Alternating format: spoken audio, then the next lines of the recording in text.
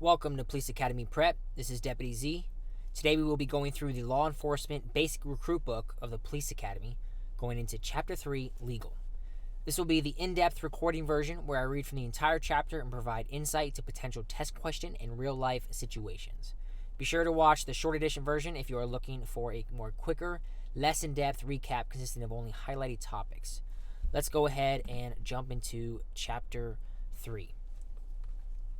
Your duties as a law enforcement officer include responding to calls, patrolling, determining violations of law, making arrests, knowing how and when to use force, and investigating crimes. As a test question there.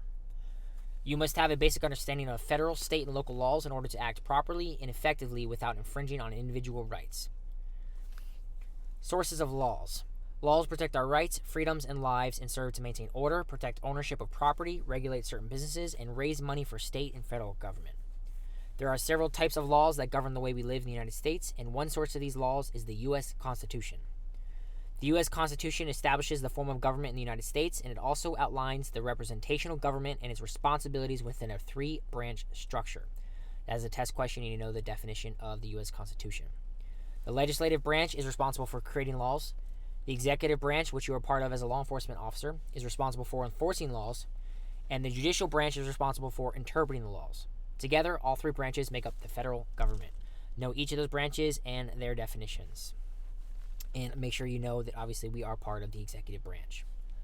Constitutional law further defines the powers and limitations of each of the three branches.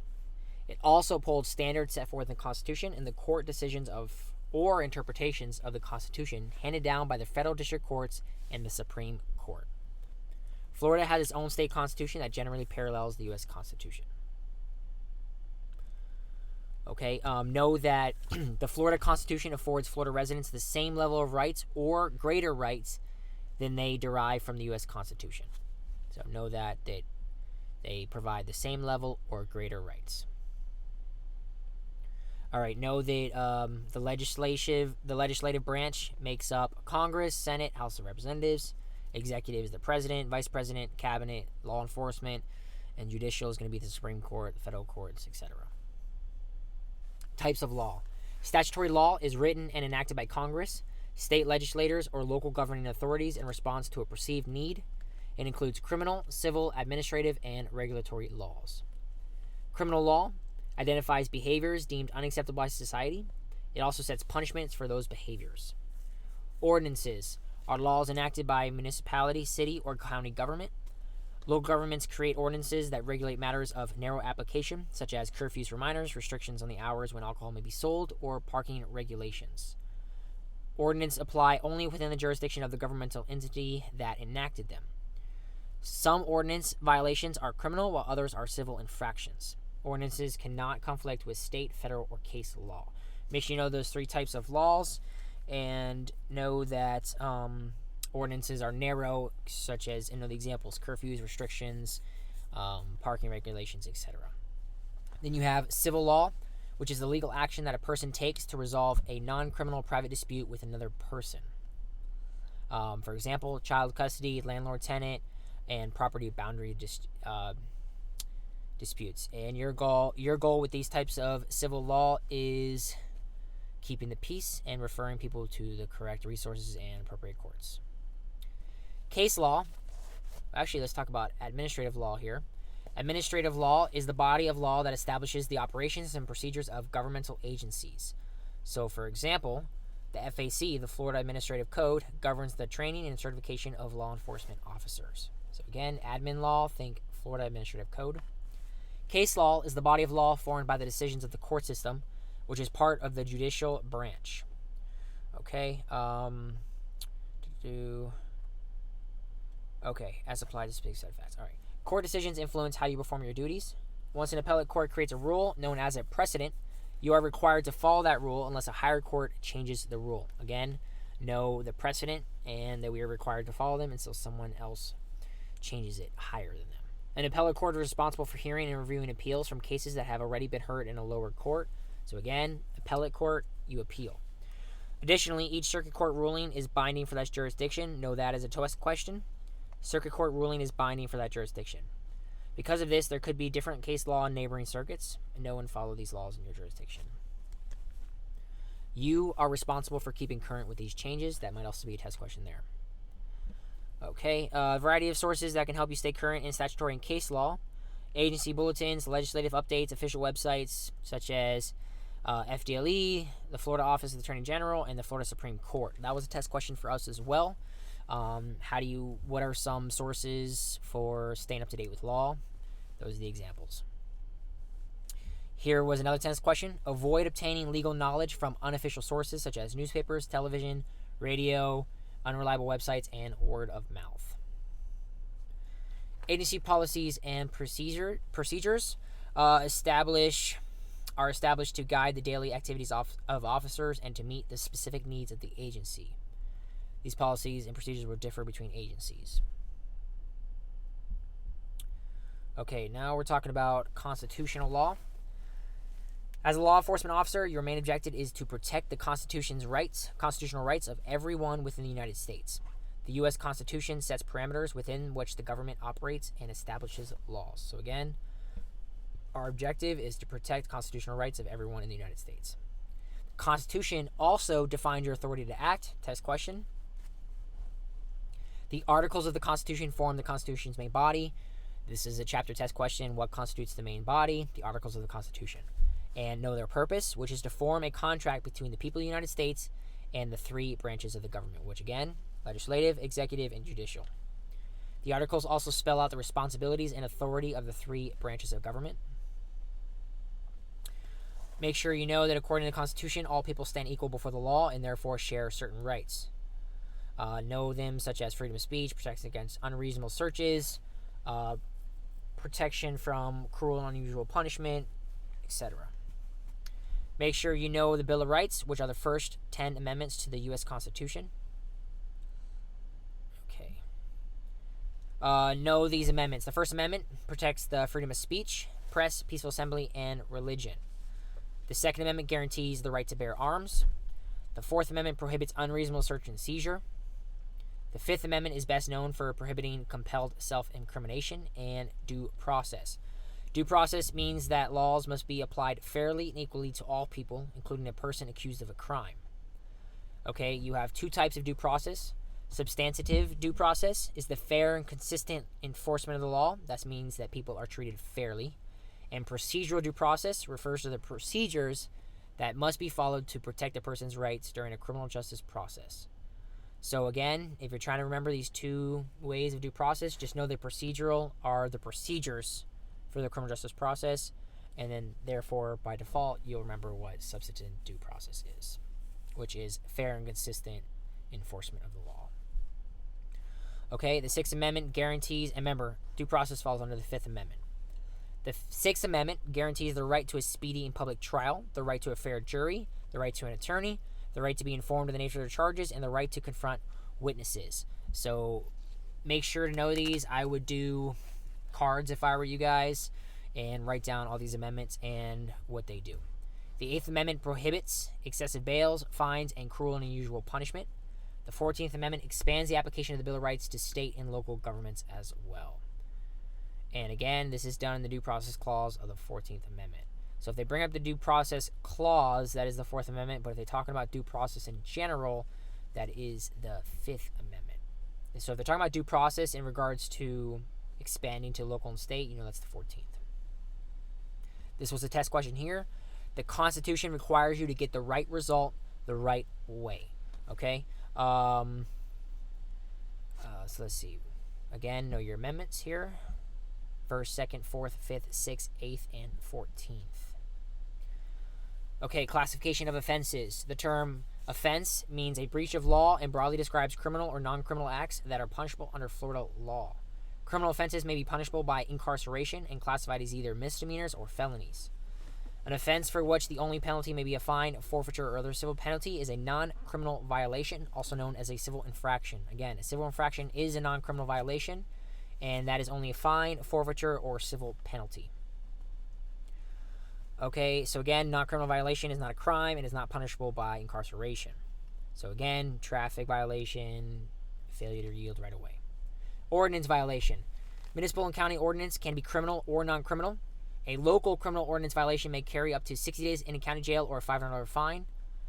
or by fine and jail time. Okay, a non-criminal ordinance fine is not limited in amount, but there are numerous code violations that carry fines greater than $500. So again, ordinance can be criminal or non-criminal, and know that the max sentence is 60 days or a $500 fine, okay, or fine and jail. But know that non-criminal ordinances, the fine can be any amount.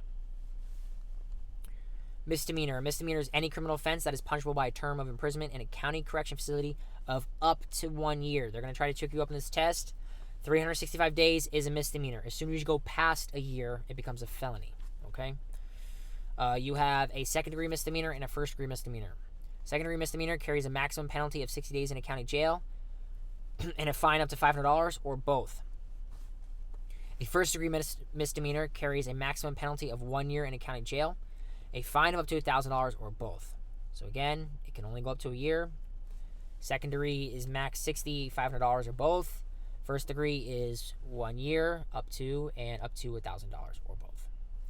A felony is any criminal offense committed where the maximum penalty is death or incarceration in a state correctional facility for more than 1 year. So under a year, or a year and under, misdemeanor. Over a year, felony. Okay, felonies are classified by the severity. Okay, on the test, you do need to know each type of felony, the maximum amount of years, and the maximum amount of fine, or both. Okay, so let's start with the bottom. A third-degree felony carries maximum 5 years and a fine of up to $5,000 or both. So remember 5 and 5 for the lowest one. Then a second-degree felony is max 15 years and a fine up to $10,000 or both. Okay, so 15 years and $10,000. First-degree felony, maximum penalty of 30 years and a fine of up to $10,000. So easy way to remember this. 5 and 5 on the first. And then you have double the amount for the money, 3 times the amount for the years. So second degree is 15 and 10. And then a first degree, you double that for the years, 30 years, and same fine of $10,000. Then you have a life felony, varies. Maximum penalty is life without parole or probation, and $15,000 or both. So remember here for life felony that it is up to life without parole, okay? And then a capital felony is the highest class. Know that that is the highest class. It is death or life. Remember, it is not just death. It is death or life in jail without parole. And yeah, there's no fines on that one. Okay, let's see what we got here.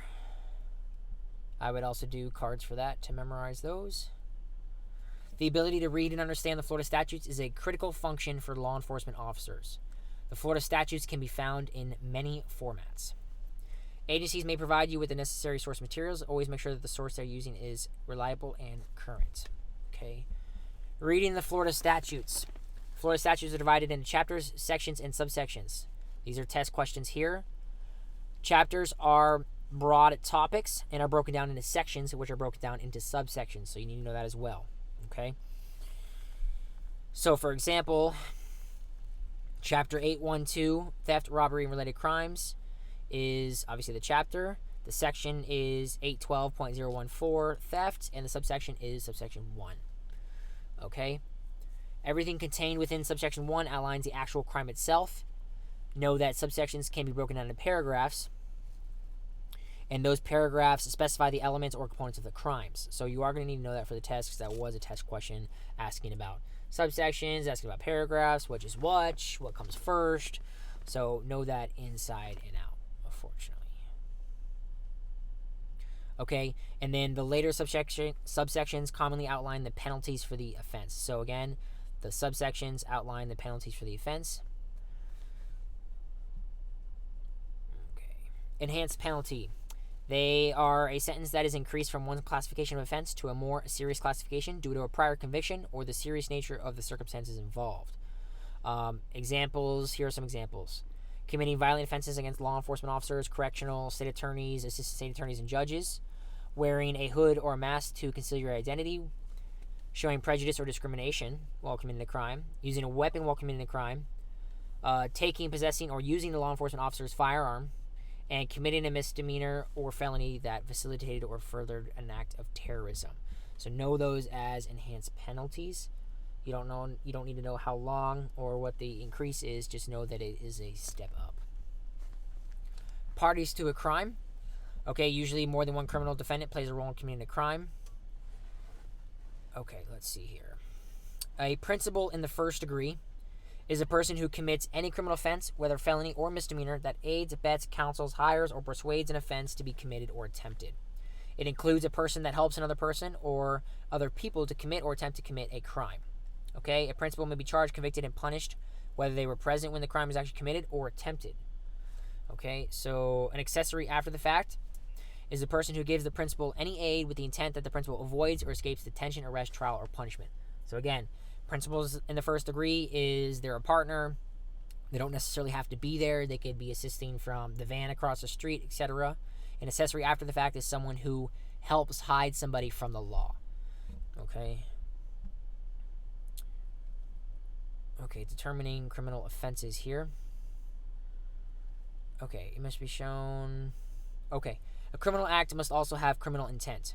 Criminal intent, this question, is a conscious decision someone makes to deliberately engage in an unlawful act or to harm someone else.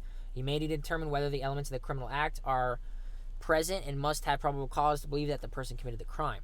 Probable cause is a fair probability or reasonable grounds to believe that someone committed a crime based on the totality of circumstances. So again, probable cause is the fair probability, right? Probable cause, fair probability based on the totality of circumstances.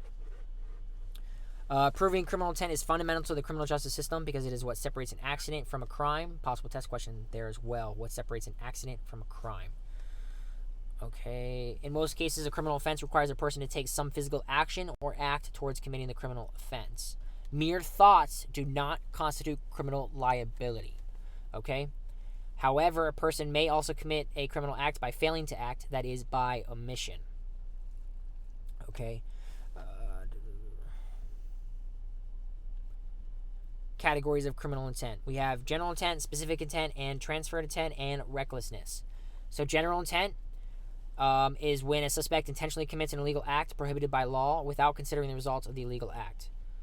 So, for example, make sure, with these, know the definition and the examples because you could get either or both on the test. General intent can be battery, assault, rape, kidnapping, false imprisonment, and involuntary manslaughter, okay? So, basically, the act itself without considering the results. Okay, so that's general intent. Just so you know, for being on the road, we don't deal with intent. That's more of a court thing. Okay. Specific intent is the intent to commit a crime and the intent to deprive an owner of something permanently. Specific intent refers to an individual's state of mind at the time of the crime. They are usually done intentionally, knowingly, purposely, or willfully.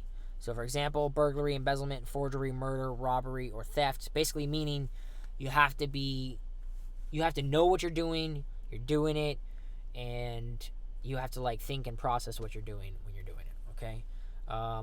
Transferred intent is when a crime is intended to harm one person and inadvertently causes a second person to be hurt instead. Okay, so it's the actions of the criminal here. These are also complex. So, for example, you're intending to shoot one person, you miss, and you shoot someone else. Transferred intent. Recklessness imposes criminal liability on defendants when they did not intend for behavior to cause the resulting harm. Recklessness may result in civil or criminal charges. An example of recklessness is vehicular homicide.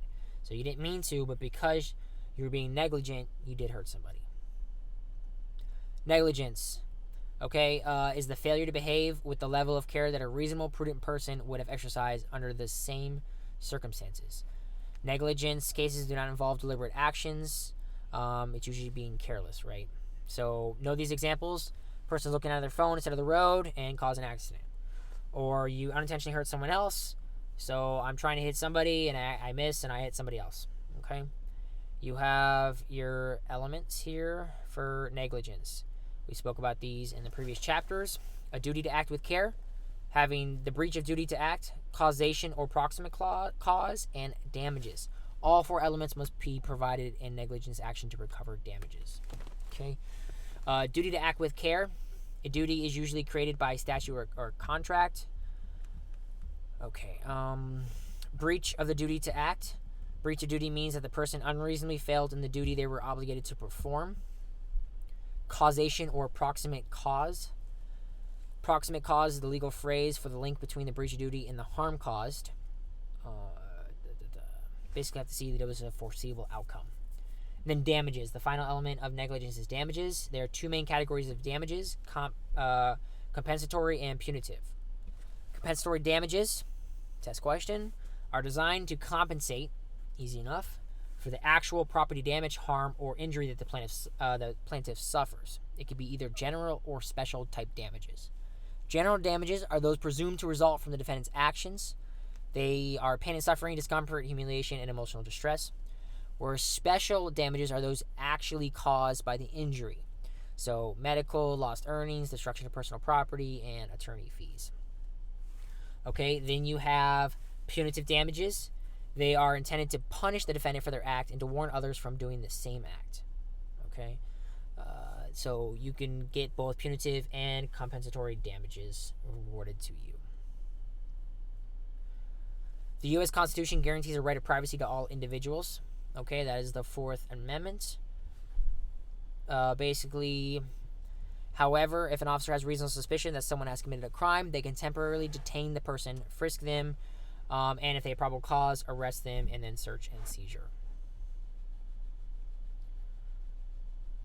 Okay, the three main types of law enforcement encounters include consensual encounters, investigative stops, and arrests. Consensual encounters. Okay, these encounters are not based on a violation of law and are no different than when any members of the public talk to one another. So, consensual encounter, you're talking bro to bro, you're checking in on somebody, you're doing a police service call, etc. Consensual encounter occurs when you have voluntary contact with a person and they are free to go at any time. Again, the person can end the conversation, they can leave at any moment, they have the freedom of movement, they can walk around, they're not forced to identify themselves, they're not physically stopped or retained. You cannot frisk them, you can't give them orders, you can't give them commands, you can't use sirens or red or blue lights. Okay? A consensual encounter can be based on mere suspicion or no suspicion. Make sure you know that mere suspicion is sometimes described as a hunch or gut feeling, okay, based on training and knowledge. So again, we can approach anybody to have a consensual encounter. Then we have the investigative stop. You can only make an investigative stop if the officer has reasonable suspicion that the person stopped is committing, or is about to commit a law violation. Okay, they are based on reasonable suspicion, and it is conducted for the limited purpose of investigating that reasonable suspicion. If further reasonable suspicion develops during the stop, then the encounter continues. But however, when you determine there is no crime or the person is not involved, the stop is over and they're free to leave. Reasonable suspicion. This is the standard of justification needed to support an investigative stop. This means that you can articulate or put into words facts that support a suspicion that the person stopped may be involved in a law violation. Okay, again, is committing, has committed, or will commit a crime. A BOLO is a description of a vehicle or suspect and any other information that would help identify the suspect. Okay, Terry stop and frisk. The Terry stop takes its name from an important 1968 U.S. Supreme Court case, Terry v. Ohio.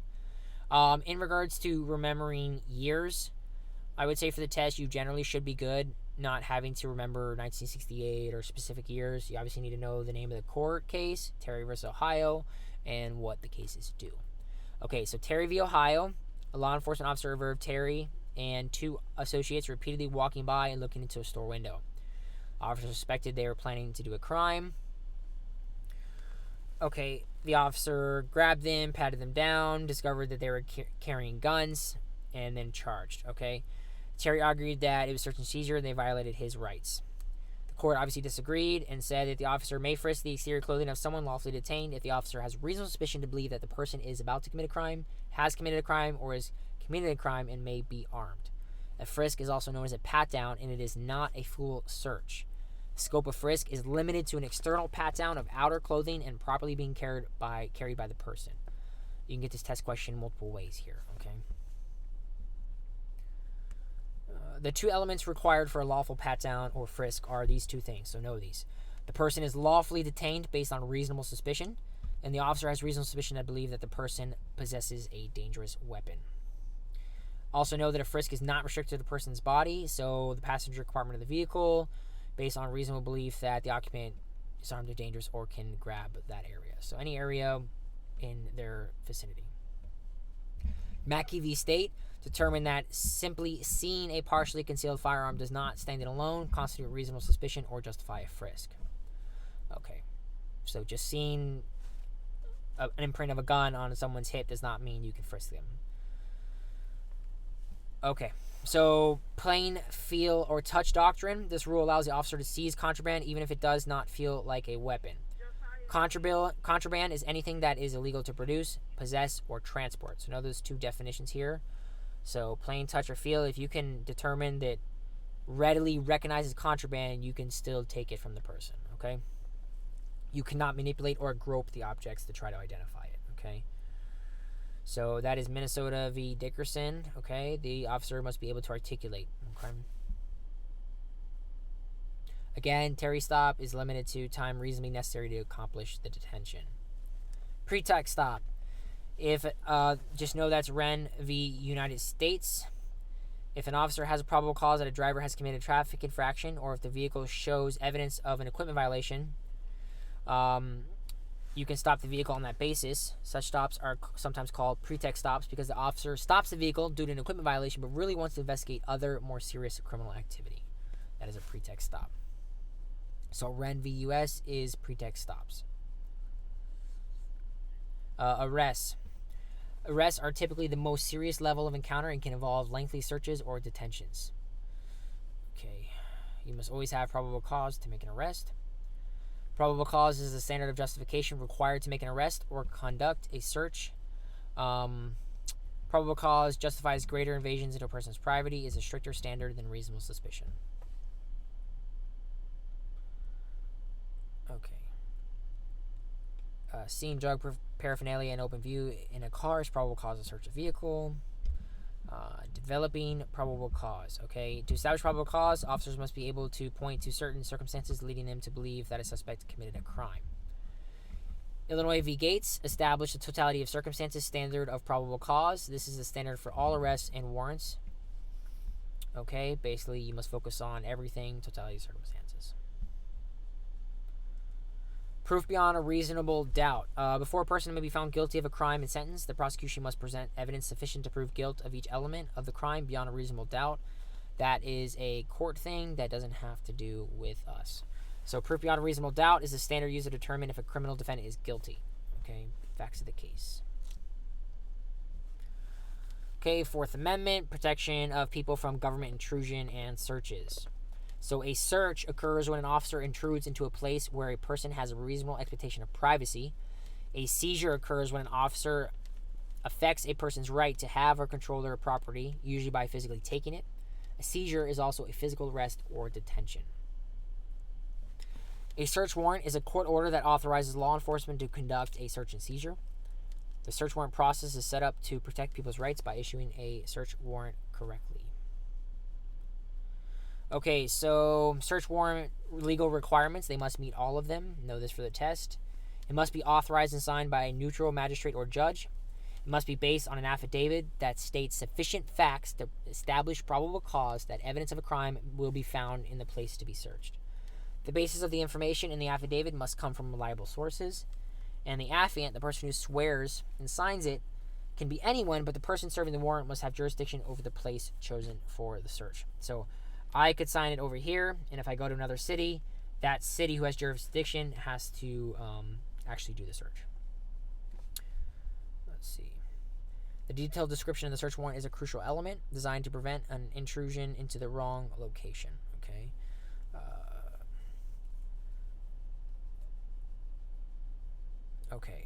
Exceptions to search warrant requirements. Under the Fourth Amendment, a search or seizure may be defined as the government intruding where a person has a reasonable expectation of privacy. So know what REP is, reasonable expectation of privacy. Three elements that compose a Fourth Amendment search are government, intrusion, and REP, reasonable expectation of privacy. Those are the three elements that make something a search / intrusion of privacy. So test question there. If you have those three, government, aka law enforcement being us, intrusion, us going into their house, doing something that's private property, and someone has reasonable expectation of privacy, they're not in a public place, they're in their house, etc. Those are 3. Okay? If any one of those elements are missing, it is not a search. Okay? So, for example, if a random person walks to a neighbor's garage, finds evidence of crime, calls the police, the evidence can be used because the government was not involved. It was a random person. Probable cause required. Okay, the law presumes that a search without a warrant is invalid. However, there are a number of exceptions that require probable cause, such as plain view, mobile conveyance, and exigent circumstances. So these 3 do not require a search warrant. Plain view, any contraband an officer can see can be seized without a warrant as long as 3 conditions are met. The officer is lawfully present in a place where they can see the item. The item is in plain sight, and the officer has probable cause to believe that the item is contraband or evidence. Okay, mobile conveyance. Vehicles and other mobile conveyances must be licensed, registered, insured, and are easily moved. Consequently, they have a reduced expectation of privacy and may be searched without a warrant. Okay. Let's see here. The Carroll Doctrine. Probable cause is required for mobile conveyance search. This is sometimes referred to as the Carroll Doctrine, named for the case of Carroll v. U.S., which is the scope of search under the Carroll Doctrine extends to the entire vehicle and to all containers where the evidence could reasonably be found. So again, Carroll Doctrine is the scope of search. U.S. v. Ross justifies probable cause in the search of a lawfully stopped vehicle to include the search of every part of the vehicle and its contents. Let's see here. Exigent circumstances. These are certain emergencies such as evidence destruction, an emergency scene, or fresh pursuit that justifies a warrantless entry. Okay, so we'll start with destruction of evidence. Okay, it permits search and seizure without a warrant. So if you have probable cause to believe that contraband or evidence is immediately in danger of being destroyed, you can get in there, okay? The law is clear that the officer cannot create the exigent circumstances. So Hornblower v. State justifies probable cause in search and seizure without a warrant, including entering a home where there is a detection of noise, of scurrying activity, and possible destruction of evidence, okay? Fresh pursuit is the immediate and continuous pursuit by officers of a suspect who is fleeing to avoid arrest. A fresh pursuit is not restricted to a vehicle and applies to every mode of transport, including foot and bicycle. Okay, it permits a law enforcement officer to make an arrest of a fleeing suspect who crosses jurisdictional lines. Fresh pursuit may be very brief and undramatic and not necessarily a high-speed pursuit. The offense must have occurred within the pursuing officer's jurisdictional boundaries. Okay, let's see. The pursuit must be continuous and uninterrupted. However, the pursuing officer does not need to be in constant visual contact with the subject before making the arrest. Okay, so 3 conditions for fresh pursuit. Probable cause that the suspect committed a serious crime. Immediate or continuous pursuit of the suspect. And probable cause that the suspect is in the premises that is being entered without a warrant. Also know that contraband evidence in plain view found in a place entered during fresh pursuit is allowed. Is allowed and it won't be suppressed. Now, the emergency scene exception involves a situation in which officers may take a warrantless entry to ensure their own safety or that of the public. Okay, that is Siebert v. State. Officers were justified in entering a house because they had an objectively reasonable basis to believe that a person was about to commit suicide.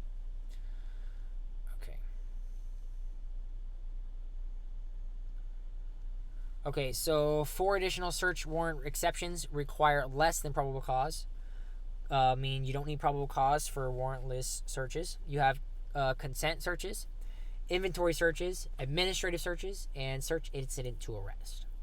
So consent searches do not require probable cause, reasonable suspicion, or even mere suspicion. An officer just asks, and that's it, right? If they get permission. The consent has to be knowing and voluntary, and the person giving consent has to have the authority to do so. Make sure you know that voluntary means a reasonable person under the circumstances would feel that they could refuse and request for consent to search. Inventory searches. When the driver of the vehicle is arrested, you must make sure the vehicle is properly secured. Next, it is important to conduct an inventory, which is the documentation of all the valuable property in the vehicle and the description of the vehicle. Know that an inventory is not designed to search for evidence, but to protect the arrested person's property and to protect you and the agency from accusations of theft, loss, or damage to a vehicle. Impound means towing a vehicle at the direction of law enforcement. Administrative searches generally do not require a warrant due to the setting or special conditions. Subjects of this type of search include students, public schools, people in government offices, government property, desks, lockers, vehicles, people engaged in certain businesses or licensed activities, and people on probation or parole. Search incident to arrest. When a person is lawfully arrested and taken into custody, they may be searched without a warrant. This is called a search incident to arrest and is reasonable under the Fourth Amendment. Incident here means an event that occurs in the process of conducting an arrest. U.S. v. Robinson noted two historical rationales for the search incident to arrest. The need to disarm the subject to take them into custody, and the need to preserve evidence for later use at trial. A search incident to arrest may be conducted only when there are two requirements have been met. Know these two. First, there must have been a lawful custodial arrest, means they're in custody. Okay.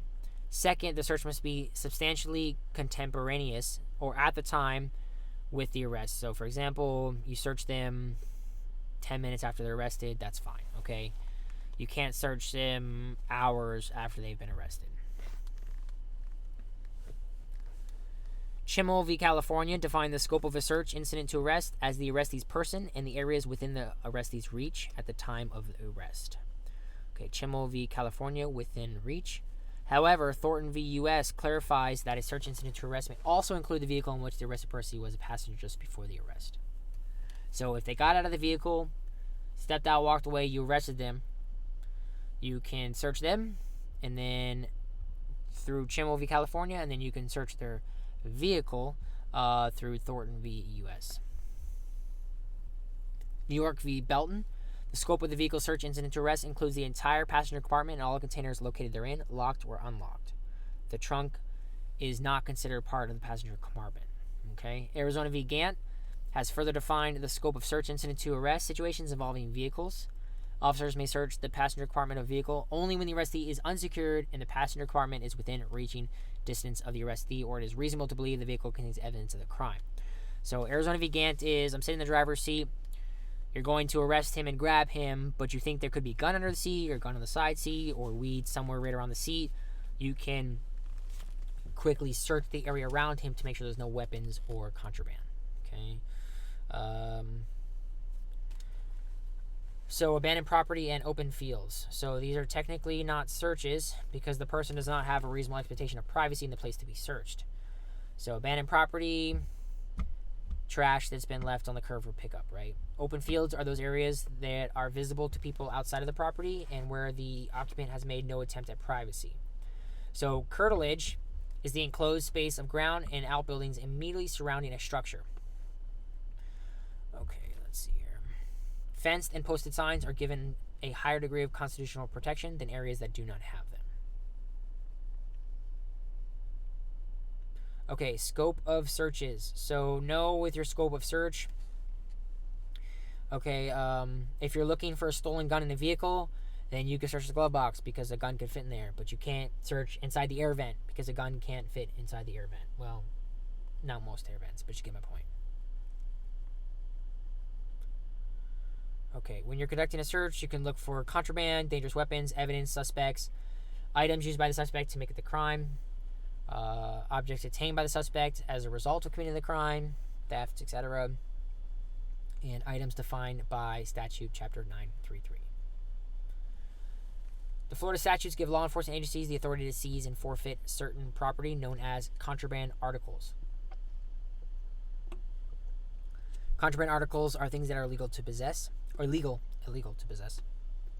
Forfeiture is a civil proceeding in which the law enforcement agency asks the court to transfer ownership of the property from the defendant to the law enforcement agency. Okay, you have to have probable cause for forfeiture.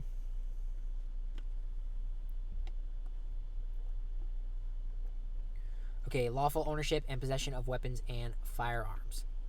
In the state of Florida, a person younger than 21 may not purchase or transfer ownership of a firearm from a licensed importer, manufacturer, or dealer. Okay, so if you're under 21, know that these 21 prohibitions do not apply to a law enforcement officer, correctional officer, or military service personnel under 21. Okay, however, a person younger than 21 can still own or possess a firearm in accordance with Chapter 790. For example, a person younger than 21 may own or possess a firearm that has been given to them as a gift or obtained by other lawful means. A person younger than 21 can buy a firearm from a private party. However, it would be a criminal offense for a person to sell or otherwise provide a firearm to someone younger than 18. Okay, if there is no consent from the parents. So you can sell to someone under 21 privately, but you can't do under 18 unless you get the consent of the parents or the guardians. Okay.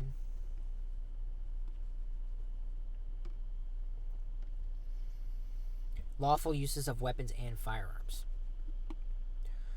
Okay, here we go. So there are a bunch of them here. I'll try to breeze through them. Members of the U.S. Armed Forces and National Guard. Citizens of the state subject to duty in the armed forces. Persons carrying out or training for emergency management duties. These are people for lawful use of weapons and firearms. Sheriffs, marshals, prisons or jail wardens, police officers, FHP, all that kind of stuff. Officers or employees of the state or United States authorized to carry. Guards and messengers of common carriers, express companies, armored cars, mail carriers, banks, financial institutions, and treasury, bullion, bonds, other things of value in the state.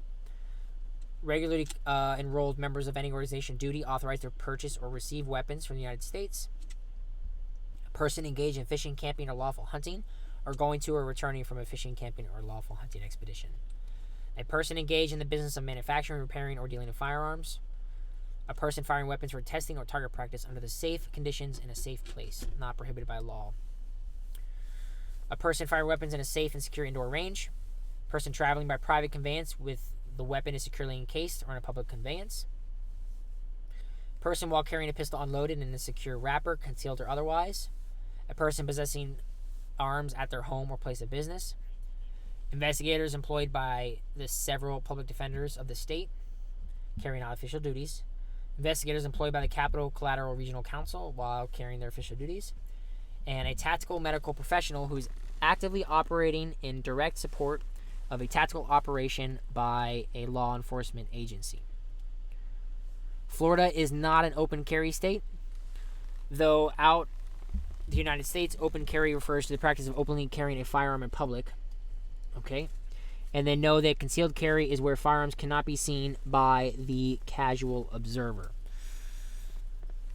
Florida law previously required a person to obtain a concealed weapons firearm, but effective July 1st, 2023, you do not need a concealed weapons permit anymore. Okay, possession restrictions for concealed weapons. Any place of nuisance, any police, sheriff, or highway patrol. This is where, the table below specifies the places where possession is not allowed by either licensed or unlicensed individual. So, place of nuisance, any police, sheriff, or highway patrol station, any detention facility, prison, or jail, any courthouse, any courtroom, any polling place, any meeting of the governing body, any meeting of the legislative body, any school, college, or professional athletic events, any elementary or secondary school facility or administrative building, any career center, any portion of establishment licensed to dispense alcohol beverages, any college or university, the inside of the passenger terminal and sterile area of any airport, and any place where the carrying of firearms is prohibited by federal law. Okay, here we go. The Florida statutes define readily accessible for immediate use as carried on the person or within such close proximity and in such a manner that it can be retrieved and used as easily and quickly as if carried on the person. Securely encased means in a glove compartment, whether or not locked, snapped in a holster, not attached to the person, in a gun case, whether or not locked, in a zipper gun case, a whole lot of stuff there. Okay, concealed license holders are allowed to carry a concealed weapon or firearm on their person in a vehicle. Let me see. Any person that does carry a concealed weapon or firearm without a license must carry a valid identification at all times when they are in actual possession of it and must display identification upon demand of law enforcement. The Law Enforcement Officer Safety Act is a federal law that allows qualified and retired law enforcement officers to carry a concealed firearm in any jurisdiction in the United States, regardless of state or local laws. Okay, to comply with the act, officers must carry two forms of identification: photo ID from the agency where they're employed, or documentation which certifies that the officer has met within the past 12 months the active law enforcement standards for qualification for firearm of the same type as the one they are carrying. Okay, and then reciprocity. A law enforcement officer may come in contact with individuals from their states who are in possession of a concealed weapon or firearm. The individual may be able to conceal carry in Florida as a non-resident in two different situations of reciprocity. Reciprocity without a license. The Florida statutes allow officers in Florida to recognize concealed weapon license issued by a state where the non-resident lives, where it applies to Florida. Okay, and then reciprocity without a license. This allows the carrying of concealed weapons or firearms without a government-issued license. The legislative change also allows a non-resident of Florida to carry a concealed weapon or firearm while in Florida if they are a resident of the United States, are 21 years of age or older, and are not otherwise prohibited from possessing a firearm in accordance with Florida and federal laws. Okay. Risk Protection Order. An RPO is a court order that temporarily restricts a person's access to firearms for up to 1 year in situations where they pose a significant danger to themselves or others by having a firearm and ammunition in their custody or control.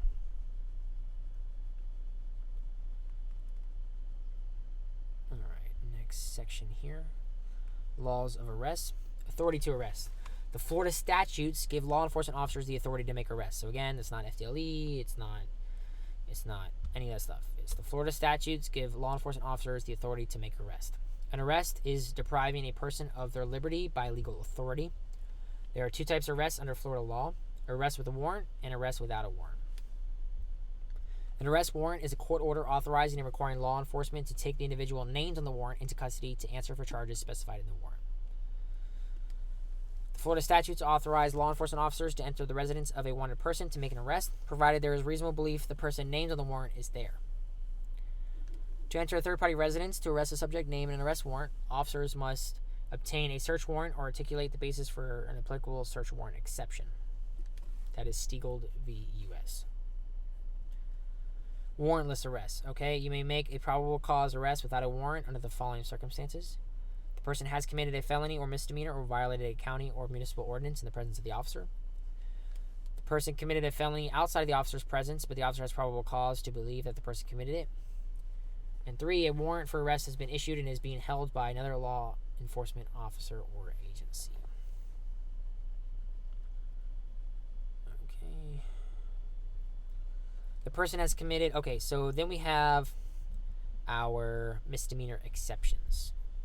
Carrying a firearm in violation of an injunction, battery, retail theft, traffic offenses related to crash investigation, unlicensed carrying of a concealed weapon, disorderly conduct on premises of establishment, theft from a dining or lodging establishment, trespass on school grounds, possession of cannabis less than 20 grams, stalking, transit fare evasion, criminal mischief, trespass on certain properties, acts of domestic violence, a violation of injunction for protection, and sexual cyber harassment.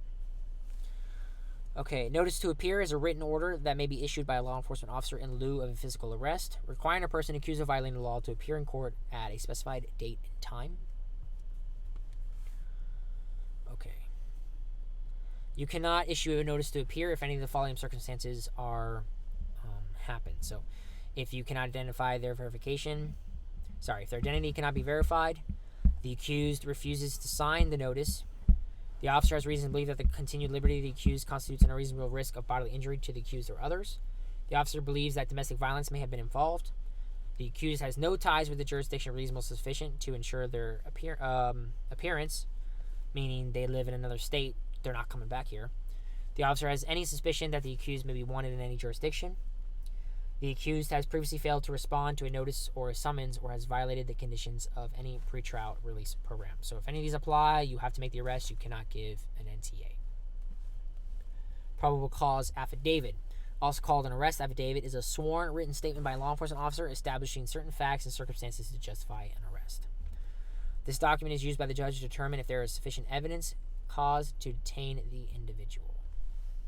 Okay, now we get into use of force. So let's see here. An officer's use of physical force is restricted by case law, statutes, and agency policy. Test question. Okay, it is unlawful to go beyond the force that is necessary in any given situation. You have basic physical restraint, less lethal force, and deadly force. Section 77606 of the Florida statutes define deadly force as any force that is likely to cause death or great bodily harm. Any use of force by a law enforcement officer is serious and should be a last resort when de-escalation fails.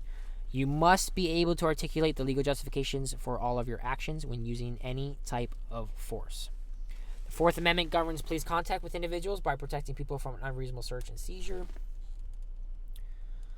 Okay. As an officer, test question, you can only use the force reasonably necessary under the circumstances to accomplish your lawful objectives. Okay. Graham v. Connor. Graham v. Connor, know the what this one is about. This is where he was diabetic. He entered the gas station, quickly left. The cop thought it was a robbery, stopped him. Figured out it wasn't. Excessive use of force based off totality of circumstances with Graham v. Connor. Tennessee v. Gardner is restricting the use of deadly force on an individual fleeing from arrest. Okay, so 15-year-old juvenile running from officers. He was shot and killed after disregarding commands to stop. Tennessee v. Gardner provided, after notice of the intention to arrest the defendant, he either flees or forcibly resists, the officer may use all the necessary means to effect the arrest. Okay, so they don't necessarily have to be armed here. So Tennessee v. Gardner is fleeing felons. And there are 4 things that are required here. There's probable cause to believe the suspect committed a felony involving infliction or threat of serious bodily harm. Again, it's not just a felony, it's a felony involving infliction of threat or serious bodily harm. The use of deadly force is necessary to prevent escape. The officer provides a warning, if feasible, and an opportunity to surrender. And there's probable cause that the suspect poses a threat of death or serious bodily harm to officers or others.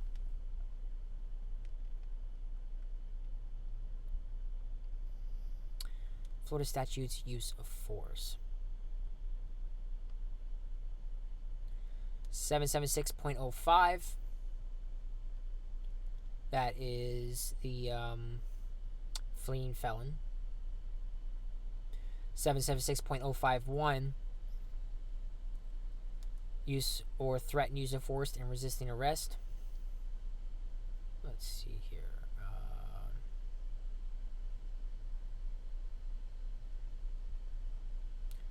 Sorry, reading through this real quick. 776.06 is deadly force. 776.07 is fleeing from a correctional facility.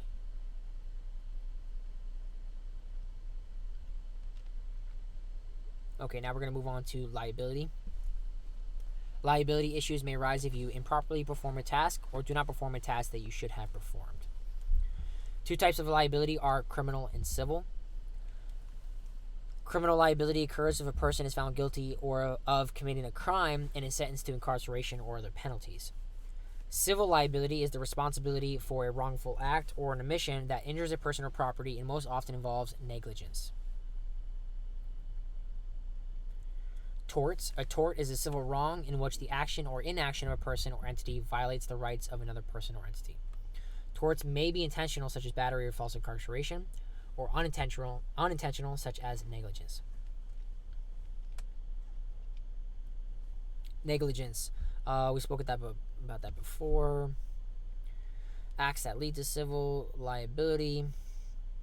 Usually arrests, searches, use of force, administration of first aid, and operations of vehicles are common acts that lead to civil liability. Color of law. When an officer acts or purports to act in the performance of official duties under any law, ordinance, or regulation, they are acting under color of law. As a law enforcement officer, you do not have the right to commit acts that violate the color of law, and liability arises if you do that.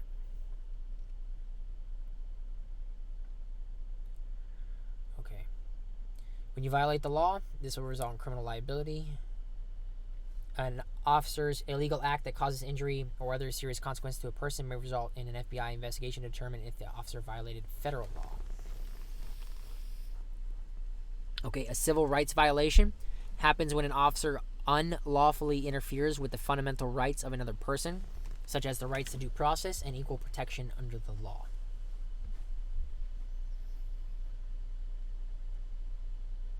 Okay, you have the double jeopardy clause in the Fifth Amendment, prohibits anyone from being prosecuted twice for the same crime. Okay, but you can be charged both civilly and criminally. That doesn't apply for double jeopardy. Agency liability. In a civil suit, the officer may not be the only defendant. Most suits also name the employing agency, its chief or sheriff, or other governmental officials, because in most cases, the officer acted within the scope and course of authority. So, direct liability arises in cases where the officer committed an intentional or negligent tort in violation of the employing agency's orders or policies. Okay, an example is an officer's illegal use of force in arresting a subject. So, direct liability will result from the following. There are 4 of them here. Negligent hiring of a problem employee. Negligent assignment of duties to a person who is not able to perform them. Negligent retention of a problem employee. And negligent failure to adequately train an employee.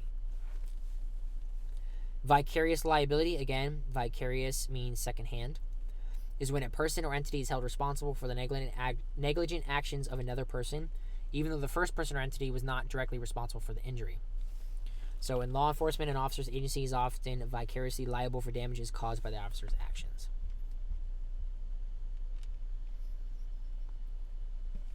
So limiting liability and officer legal defenses. Law enforcement agencies adopt policies and procedures to help guide their sworn officers in performing their duties. So there are federal and state laws that protect officers against civil and criminal liability and provide legal defenses, including sovereign immunity, acting within the scope of employment, qualified immunity, good faith, reasonable manner, justified acts, and the emergency doctrine. So we'll start with sovereign immunity. It is derived from the common law idea that the king and his agents can do no wrong. The concept has been applied to state and local government agencies, including law enforcement. Okay. The sovereign immunity law provides one of the most important protections for government employees and law enforcement agencies. Scope of employment protects employees, including officers, charged with civil and criminal actions, if those actions occurred within the scope and course of the employee's employment. So acting within the scope of employment refers to the range of reasonable and foreseeable activities that an employee does while carrying out the employer's business. If an employee acts outside the scope of employment, the employee may be held individually liable. Okay. Protecting officers from liability. You have qualified immunity. The defense of qualified immunity protects government officials from liability for civil damages insofar as their conduct does not violate clearly established statutory or constitutional rights of which a reasonable person would have known. See Harlow v. Fitzgerald. So qualified immunity is Harlow v. Fitzgerald. Qualified immunity protects public officials from being sued for damages unless they violated a clearly established law of which a reasonable official in their position would have known.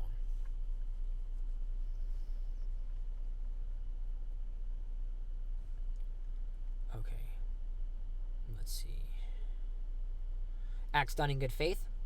To act in good faith, officers must be faithful to their duty and honestly intend to avoid taking undue advantage of others. Acts done in good faith are without malice, ill will, or the intent to unjustly harm anyone. Acts done in reasonable manner. Officers must act in a reasonable manner when responding to any law enforcement situation. Reasonableness involves acting professionally within the law and agency policies and procedures. Acts justified under the law. Some seemingly forceful and offensive law enforcement actions can be justified under the law. Okay. Use of force in riots, possession of controlled substances during a criminal investigation, etc. The emergency doctrine. When an unforeseen emergency requires instinctive action, you are not required to use the same degree of care as when you have time to reflect. This is known as the emergency doctrine. However, you are still required to use due care. Basically meaning you have 3 seconds to react before you get killed. You kill somebody thinking they have a gun, they have a phone. That's your emergency doctrine. Okay, U.S. and Florida court systems. The court system in the United States includes local, county, state, and federal courts. Okay, you got to know this and how they're elected. So, state judges in Florida are elected or appointed by the governor. Federal judges are appointed by the president. And know that the federal courts are the highest courts in the United States and generally take precedence over the state courts. So federal takes precedence over state. The court system has the authority to try cases and to rule on legal matters within a particular area. Okay. Courts can have general jurisdiction or limited jurisdiction. General jurisdiction allows a court to hear all kinds of cases within a geographic area. Limited jurisdiction is the power of a court to hear only certain types of cases. So, family law, traffic court, small claims, those are limited jurisdiction. Okay, so the state court system in Florida has 4 levels. You need to know these levels and how many courts there are in each, etc. County courts, circuit courts, district court of appeal, and the Florida Supreme Court. There are 67 county courts.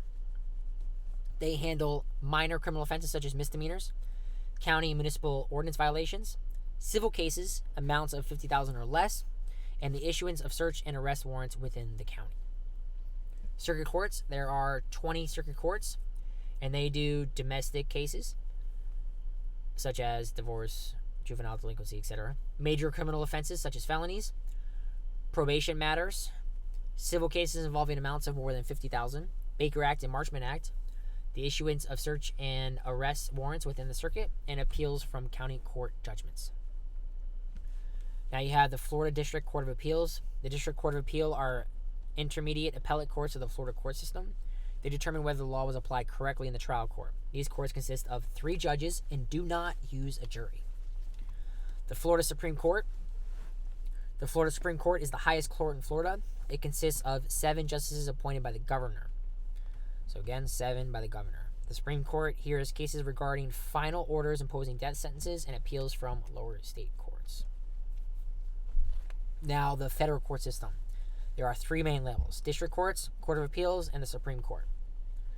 The U.S. district courts, provided over by the U.S. district judges. District courts are the federal trial courts assisted by magistrates.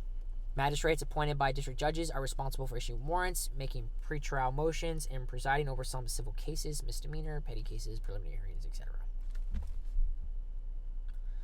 Court of Appeals. The Court of Appeals hear challenges to the district court decisions from courts located within its circuit. Now, the Supreme Court. This is the highest court in the United States and the chief authority in the judicial branch. The Supreme Court appeals from the decisions of lower federal courts and state Supreme Courts, and it resolves issues of constitutional federal law. However, constitutional amendments can overrule Supreme Court decisions. Know the Supreme Court's most important responsibility. It is to decide cases that raise questions of constitutional interpretation. Know the personnel of the court. The judge presides over the courtroom and decides questions of law. The prosecutor represents the government's case. The defense attorney represents the defendant's case. Each county elects a clerk of the court who is responsible for maintaining files and official records and issuing subpoenas. The court administrator is responsible for the day-to-day administration of the court system. A jury is a group of citizens who determine questions of fact in a trial. A bailiff or a court deputy is a sworn law enforcement officer who is responsible for security in the courtroom. A court reporter is responsible for making a record of the proceedings. Okay, now we have court proceedings. You have first appearance hearings. You got to know these types of hearings that I'm about to go through and the definitions of them and how they apply. The first appearance hearing must occur within 24 hours of the arrest. At the first appearance hearing, the judge appoints counsel if the defendant qualifies and desires it. Okay, the judge reviews probable cause, etc., etc. Make sure you know what hearsay is. Hearing or trial protocols do not allow hearsay evidence, which is an out-of-the-court statement offered for the truth of the matter asserted as admissible. So, third party, what someone else said, etc. As an officer, you do not attend the first hearing unless you're required.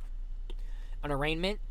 After the arrest, a hearing or arraignment takes place where the charges are formally filed by the state attorney's office and read aloud to the defendant. And this is usually where they enter a plea. You have pretrial release. In a pretrial release, the defendant is released from jail pending the trial proceedings. The release generally begins with a bond. Okay. Bond hearing. At a first appearance hearing, There may be discussion regarding bond and special conditions of pretrial release, and each circuit has its own bond schedule. Deposition. Before trial, you may receive a notice requiring you to give a deposition. Deposition is an official court proceeding in which the people involved, with the exception of the defendant, provide separate sworn testimonies regarding the facts of the case to one of the attorneys, defense, or prosecutor before the trial. Okay. Let's see, here we go. Suppression hearings. A suppression hearing occurs when the defense files a motion to suppress or to exclude certain testimony or evidence from the trial, alleging that your actions were improper and violated their client's rights. Pretrial meeting. In some circuits, a prosecutor will request a pretrial meeting with the victims, the witnesses, and the arresting officer. And basically, they're trying to all stay on the same page. Trial. The defendant selects a trial by judge or trial by jury. Unless the defendant is a juvenile, juveniles are entitled to a trial by a judge unless tried as an adult.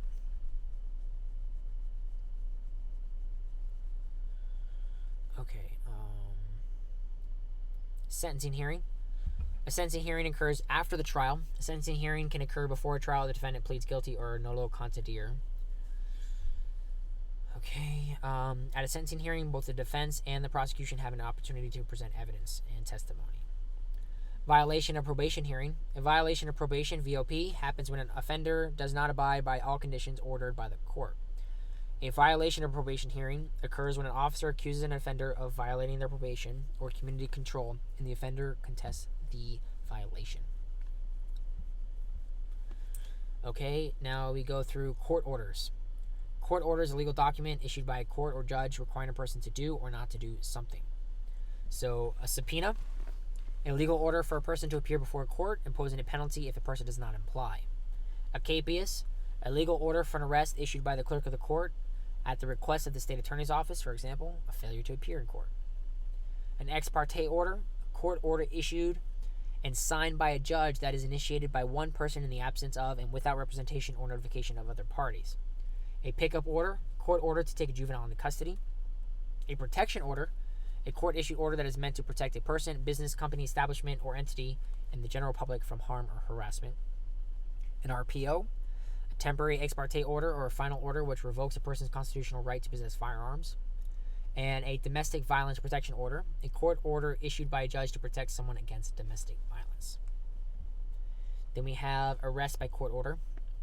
When you receive a court order, review the document to determine the subject's personal information and the nature of the order. Let's see what we got here. Okay, serving civil process. You may receive an assignment to serve a civil process, such as witness subpoena, protective injunction, or eviction notice. Civil processes are issued by the court and are non-criminal in nature. We don't serve these. Civil processes are typically served by the sheriff. So, local governments, such as police departments and like highway patrol and things like that, do not do civil process. Only sheriff's department. Okay, here we go. Dun, dun, dun. Oh, and that concludes our chapter 3 in just over an hour. Let me see if I can give any more tips or pointers here. Everything I read to you will be on the test in some form or another. I didn't read every word through this chapter because it is so extensive, but I did go over everything that will be on the test. Obviously, make sure you read, you do your notes. There are a lot of case law in here. Like I said, you don't really need to remember the dates, or the years rather, but you need to remember the names, the example of why they came about, and what basically laws and case law that allows us to enforce those laws. So just keep that in mind. I would definitely have flashcards, be going through those. I'll see if I can release a video providing shortcuts on how to remember each of the case laws and how they apply. I know there's some shortcuts somewhere. I just need to find that document and I'll upload a video for you guys. But anyway, good luck on this test. I know this one is hard, but just stay focused. Use common sense. Stick with it. I would recommend going through the test, answering questions you know for sure, and then coming back to it and working your way through the questions that you're stuck on and going from there. All right? Signing off, Deputy Z. Catch you guys in the next video. Good luck.